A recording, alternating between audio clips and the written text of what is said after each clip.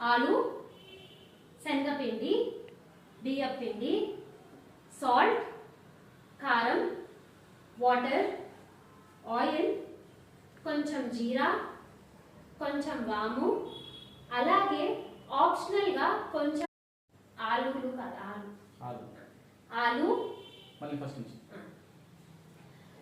Fact ఏంటి అంటే ఆది శంకరాచార్యుల వారు శ్రీ చండీ రూపంలో అంటే అమ్మవారి ఉగ్ర రూపంలో చూసింది లలితాదేవి అమ్మవారిని.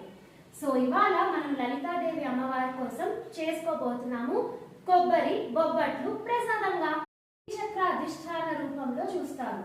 శ్రీచక్రధారిని పంచాదశాక్షి